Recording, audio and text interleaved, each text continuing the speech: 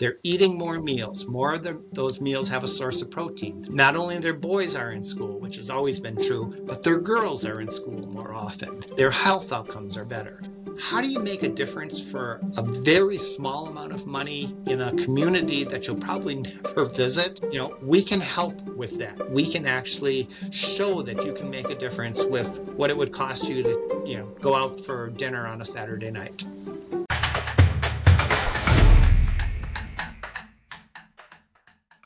Welcome back to Grow Healthy, Help People, a podcast that Accordis, my company, puts on. Tom, we're so glad to talk with you today and hear more about WorldWise Microfinance. This is a world that I've heard the term, but I don't know it very well. So I'm fascinated to talk with you today. How's your day going?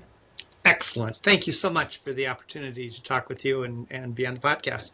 Yeah, I'm glad to have you here. So tell me where you're sitting right now and what your career was leading up to now leading this organization. Yeah. So I'm in our library in Madison. Retired from the university in 2019. Had started WorldWise Microfinance in 2010. Had encouraged students, I was teaching classes in the business school, encouraged students to take on nonprofit leadership while they were still students. And so had founded the nonprofit in 2010, had students serve as the executive director for the first 8 years. When I retired, you can do anything once you retire, and ended up saying, no, let's spend some more time with the nonprofit and see if we can grow this. And we'll talk a little bit later about the growth that we've had since then. But maybe let's talk a little bit about the nonprofit. So it's called WorldWise Microfinance. Originally, it was called Wisconsin Microfinance because of our relationship to the University of Wisconsin. Did change our name last year. So I avoided all of the emails and calls that I would get from people in Wisconsin that were looking for a small loan, thinking that a group called Wisconsin Microfinance must be the source for their problems. And so by changing the name, tried to make it clearer that no, we actually don't do any domestic work, that our work is purely overseas. Is it only in Haiti or is it now other countries? I know you started in Haiti. Right. We have 6 countries. So Haiti was the first. We added the Philippines in 2014. In 2019, during COVID, we added the Dominican Republic, the other side of the island from Haiti. And then after I retired, we added Ghana, Kenya, and Uganda. So we made our first entree into Africa, which has been a really good step for us. That's awesome. So tell me, what was your area of expertise when you were teaching at the university? So I taught classes in business and sustainability. So why would businesses be interested in either environmental or social leadership, where we normally think of that's a sort of a realm of the government? But when you have government that wasn't leading, businesses stepped in and they occupied that space. It started with, the very traditional, the Patagonias, the Toms of Maine, the Body Shops, Ben & Jerry's.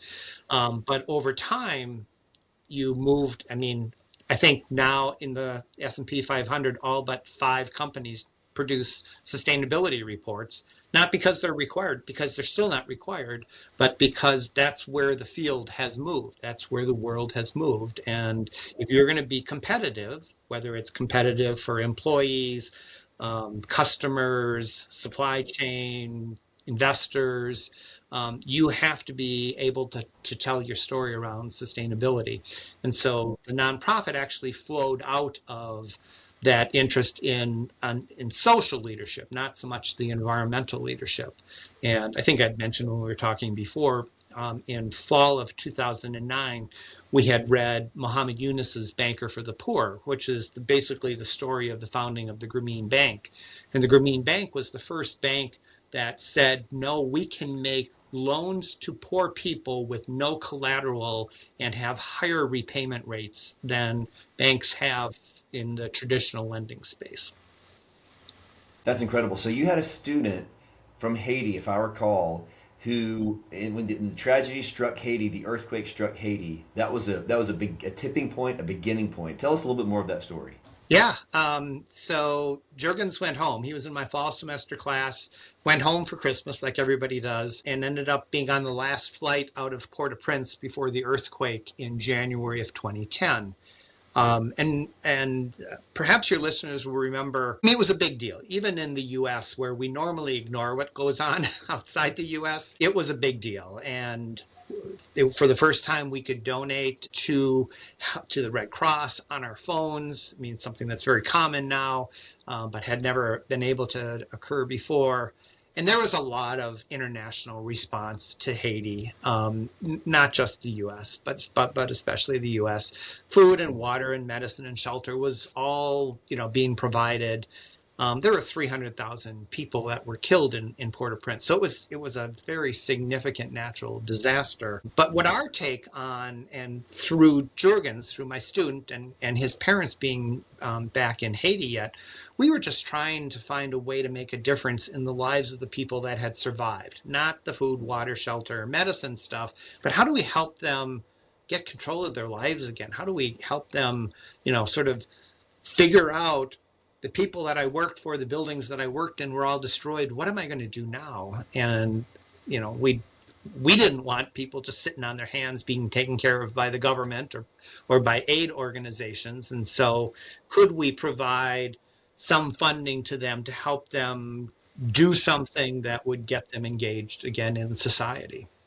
Yeah. And so the loans that you guys give out, did you set up right then the structure forever? I know you're reading the book, We learning did. from the history there, but on the first couple of loans, how did you initiate those? How did those go? And then maybe talk from that day into the scale of what you guys are loaning out today. Yeah. We, there, the book argues, and there's great academic research that if you want to make a difference in a family, you make a loan to a woman, not necessarily a man. In the developing world, might be a little bit different in the U.S. and the Yeah. developed world, but in the developing world, women will take whatever little they make and use it to improve the quality of life of the family. Hmm. So we wanted to target And, women. and, and is it unfair to say sometimes a man will take the money and blow the money? Yeah, yeah, that's what the I studies. served in Peru for a couple of years up in the mountains, and the Yeah, wives would beg the mining companies to pay the wives because if the yeah, wives got the money, they would budget it for the family, they would buy food, they would buy clothes for the family, right. and the men might go blow it in one day. Yeah. Yeah. I was a Okay. Peace Corps volunteer in the Philippines. We had a similar experience I mean, women were the heart of the family, and their commitment was to the family. And not that men are bad and didn't support the families, but if you really wanted to make a difference in the life of a family, you worked with the woman as opposed to the man. So our target audience was women, always women in living in poverty, and more often than not, rural women. And they have no access to funds other than the funds that we provide because of how we choose the communities. Now, one of the things you had asked that I want to sort of clarify, we actually don't make the loans. We find a partner in each country that we're in that is already committed to addressing income inequality, poverty, women's empowerment, whatever, broad set of possibilities.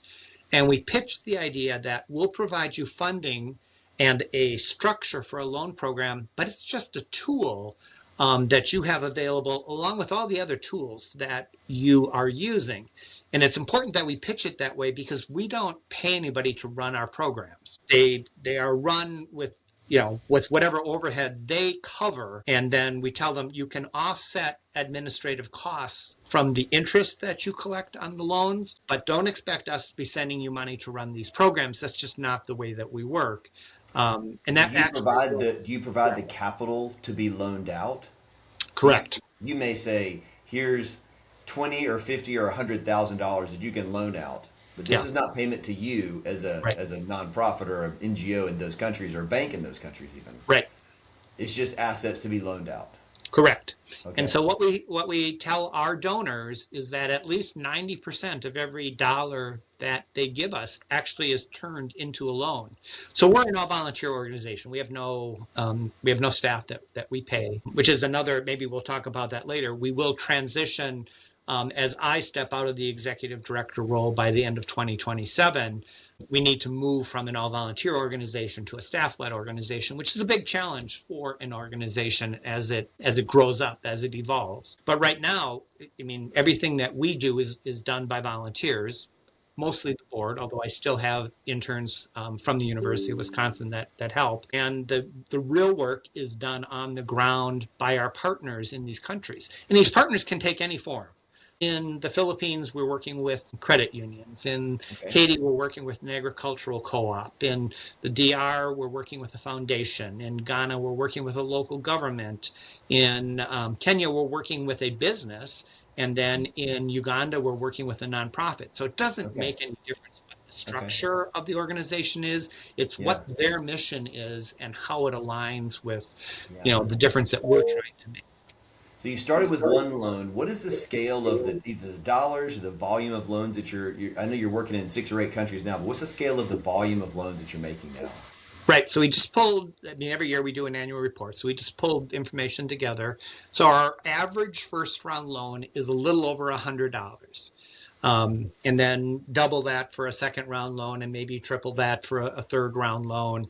So, microfinance is in our title. These are really small loans.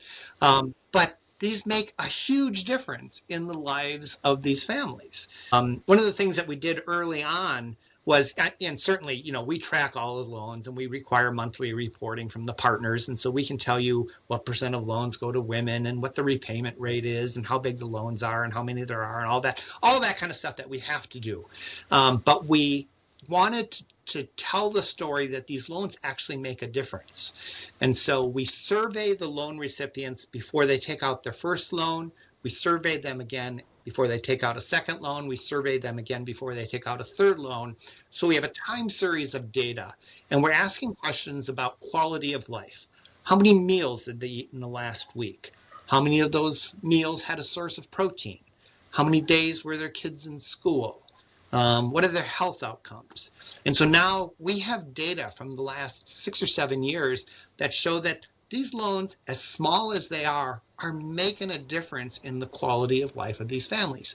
They're eating more meals. More of those meals have a source of protein. Not only their boys are in school, which has always been true, but their girls are in school more often. Their health outcomes are better. So the stories that we tell to our donors and now to your audience are, how do you make a difference for a very small amount of money in a community that you'll probably never visit? We can help with that. We can actually show that you can make a difference with what it would cost you to, go out for dinner on a Saturday night. Wow, that's incredible. So let's get even more granular. Can you tell us a story or two that stick out in your mind over the last 15 years of, like, maybe not a specific story, I'd love it if you have one, but even just an example, like there's a woman that needs a loan for this type of thing. She gets a loan for 46, tell me how that worked, or tell me a story. Yeah. So there was a market fire in the Philippines, and many of the people that ran stalls in the market lost their inventory, lost their ability to do work. So many of them came to us for loans to help them sort of get started again. And so those loans ultimately made a difference not only in the quality of life of those individual loan recipients, but in the market sort of coming back and becoming an entity again that was valuable in the community that we were in. It was on the island of Bohol. It turns out that once you give women the opportunity to sort of think about how can I be responsible, then they get all kinds of other ideas. So many of these market vendors would also start like side hustles, we would call them now. So they'd buy some little piglets and grow and raise pigs on the side, or buy chicks and grow chickens. So I do want to impress upon your viewers that these are small loans. These are not sophisticated. We're not making loans to people that are selling solar panels. This is the cost of taking your spouse to dinner. This is one right. off. Yeah. Wow. And so these are things, everybody in the developing world and the global South is an entrepreneur. not so much true in this country. Although maybe everybody that listens to your podcast is, but somewhere less than 15% of the people say they want to be an entrepreneur in this country. It's like almost 90% of people in the global South want to be, they want to start a business. They've got an idea. Yeah. But their businesses are, a small grocery store in an extra room in their house, or something equivalent to that. So Yeah. it's very inspiring, but very grounding at the same time. It's almost like we need to adjust the phrase, give a man a fish, feed him for a day, teach him to fish, feed him for a lifetime. It's like there's a third part to that. And if he knows how to fish but can't get over the hump, give him a lure. Yeah. Let him Right. catch the first fish. Right. Yes. Yeah. Because it's the cost of a lure, and once he catches the first fish, he can go sell that fish and eat it and feed his family and sell Yep. fish. And sometimes Yeah. it is literally the cost of that first order of plastic bowls that they're going to sell in their village. If they Yep. can get $25 to buy those bowls, Yeah. that could be their entire career. Well, and the other thing that is, I think, really an important component is there's a lot of dignity associated with this. When people are able to take care of themselves as opposed to being taken care of by somebody else, I think there's society-wide implications for that. Yeah. Not just put food on the table, but like you said, dignity. Like you said, my mom, my dad, they in our village, they own or they don't even own. They have a business. Mom and dad are out hustling. They're selling this. They're doing that. And the kids see that and learn from that more than anything probably they're going to learn in school is how to hustle, how to make it work. Right. That's Yeah. so neat, Tom. I love what you're doing. If you had to imagine where, I know you said you're going to kind of be stepping back from the executive director role in a year or so. Where could you see the organization being in 10 years? Like, what is a big dream? So, we add countries all the time. So I'm in conversations with 2 additional countries, South Africa and the Gambia now, to add Yeah. programs there. We add to existing programs in countries. The need is so great. We Unlimited. are limited by capacity, not by lack of by lack of need. So Yeah. yeah. So I think I could see us continuing to grow. We are by no means the only microfinance organization out there. I think the last count there were over 7,000 microfinance organizations operating in the world. And that doesn't even begin to scratch the need for the 2 to 3 billion people that are living on $2 or $3 a day. Yeah. And again, our approach is different than others. It is, how do we empower people to take responsibility for their own lives, as opposed to, let's give them what they need to help increase their quality of life, and then hope that it takes off from there. We're not an aid organization, and I do believe that there's a role for aid in some instances, natural disasters being one, but continuing aid, I don't think it does any good for a community to create the incentive to do what they need to do. Yeah. I've been somewhat frustrated recently, Tom, and I know the heart behind this is great. And I've done it. I've hopped on a plane with a bunch of students or college students or adults and flown across country, across borders, and built a house. It's fun to build a house. It feels good to build a house. But it's similar to when I lived in Peru. You'd have a doctor come down and somebody'd say, my back hurts. And you give them acetaminophen, and they take those pills for a week and a half, and they're out of pills and their back hurts again. It's like, what did we really do for these people? And it's almost like you're breaking that cycle of handouts, please give me whatever you can give me because I need to consume that and use that one time. And you're saying, let's plant a seed, a little bit of money, they can turn this into a business. So each of these organizations in the countries that you partner with, they have the processes set up to vet the person receiving the loan, to follow up with the person, to put eyes on the project they're working on. So each of these kind of runs their own program in those countries according to their processes. Right, and it's by our choice. We don't know what a good business in Uganda would be. We don't know who would be a good loan recipient. Yeah. All of that has to be done on the ground. And I just want to avoid all the sort of colonial overtones of all of this stuff. No, we're empowering the groups that we're working with to make a difference in the communities that they're in. I love that so much. So what is the asset volume that you're loaning out right now? Is it $100,000? Is it $400,000? Like what is because it's revolving. It's not a grant Right. that you're giving away and it's gone. You Right. loan it out and do you make back a little bit of interest, or does it kind of We sit at the don't. same amount? We don't. But our partners do. Partners Right. do. Yeah, they make. Um, So you said a 1% a month for 6 months, so 6 or 7, right. something like that. 6% is a fair rate to be charging for those. Yeah, it seems a little high in this country, but compared to their options in the countries that we're in, it's a Yeah, fraction. a common rate that I heard of when I lived in South America was 50% annually. Yeah. Yeah, No, maybe 35. even more shorter than that. 50% over like 3 months, Oh, yeah. which would be Yeah. 300% a year or whatever the number is. Right. It's Right. crazy. Yeah. So what Yeah. you guys are doing is unheard of in these countries. Yeah, so from a magnitude perspective, again, our average first loan is about $100. Our partners can handle probably, depending on the partner, $20,000 to $50,000 of money that we send them, because it is revolving. Everything, all the donations that we take in, they go out. A loan is made. That loan is paid back. That money is loaned out again, paid back again. I mean, so it goes on potentially forever. Indefinitely. And so total, I mean, the difference that we've made a little over $600,000 in loans since we've originated, and that all started with that $3,000 that we had That's to begin incredible. with. So yeah. So neat. So as you're raising funds right now, you obviously have some administrative costs that you guys have to cover, websites and filings and accounting and that sort of thing. There's Right. work you have to do there that you have to cover.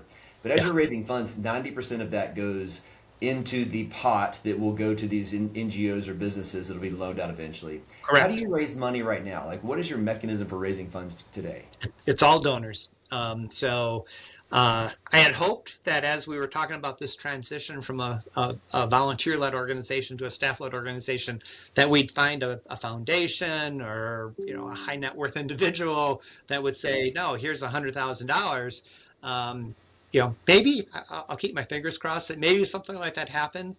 But our sort of reset at the end of this last year was, no, this is going to have to be donor led. And so how do we get donors that are already in our family to give us more? How do we broaden the number of donors that we have that are contributing to us? Thus the importance of, exercises like this. Yeah. Yeah, that's great. I'm guessing you got a beautiful annual report. If people want to find that annual report, they can go to WorldWise, not worldwide, WorldWise microfinance.org. The Correct. annual report's there, and I'm sure in the future years it'll be, the future annual reports will be there also. You can learn Right. more of those organizations about WorldWise Microfinance at the website. People Right. can also reach out to you, Tom, at the website. They can Yeah, find you in or touch with just somebody there. Tom at worldwisemicrofinance.org would also be That'll perfect. get to you. Yep. That's great. And then, so as you're running your nonprofit, Tom, you're having to do the back office stuff. You've got to figure all that out. That's something that my company, for those of you watching this podcast, my company, Accordis, we do that for lots of organizations. We say, hey, you're great at the programs. If you feel like you're not great or don't love doing the admin work, give that to us. So we do accounting and database management, and fundraising plans, and annual reports, just like we didn't do Tom's, but those types of things that we do. So, Tom, if you or anyone else watching this need a back office team to take the work off your plate, just feel free to let us know. We'll put on the closing slide Tom's website, the microfinance website, as well as Accordis' website. Tom, before we hop off real fast, what is a challenge that you've seen? You came from the education world that had impact. You were educating around impact, and now you're on the other side going, we are the impact. Like, we are the ones trying to reach out and make the impact. What's a challenge you've seen and an opportunity you've seen as you made that transition from academia to running a small nonprofit? It's a great question, because I realized that I also am an entrepreneur at heart. Because as you know, if you're running an organization, you're responsible not for the stuff that people see, but you're responsible for all the stuff Everything. that people don't see. Payroll Um, taxes and not filing IRS forms and website yeah, domain connections, everything correct. lands on your plate. And so you have to be good at all of those details, in addition to sort of being able to be inspirational with the mission and the vision and the big picture stuff. and in some cases, big picture stuff is a lot easier than all the little details on making the organization work. And so making that transition, because it was pretty much all big picture stuff. I mean, preparing lectures is still big picture stuff. Even grading is big picture stuff. To, how do you how does the university run, which is now basically kind of what I have to pay attention to with how does the organization run? How do all of these pieces, how do we keep the government happy with all the government, with all the forms and approvals and everything else that they want? And that for us, we have to help our partners overseas, and so we have to understand what's going on in Ghana as far as what the government wants, in addition to to what's going on here. So, what is this money that was given to Ghana? Well, it wasn't a grant. Okay, well, what is it then? What is this money that just? What is this $60,000 that just got wired from the U.S. to Ghana? Those right. kind of things raise questions, and you've got to track those down, answer the questions. Right. And, yeah. Tom, I'm encouraged by you. I heard a phrase a long time ago: "Find a need and meet it." Yeah. And it sounds like you have an organization that is set up to find needs and meet those needs. Yeah. And so, thanks for getting WorldWise Microfinance up and running and off the ground, and best of luck to you as you continue on that journey. And thank you for watching this podcast today. I hope this has been encouraging to you as you've watched this. Have a good day. Thank you so much. Bye-bye.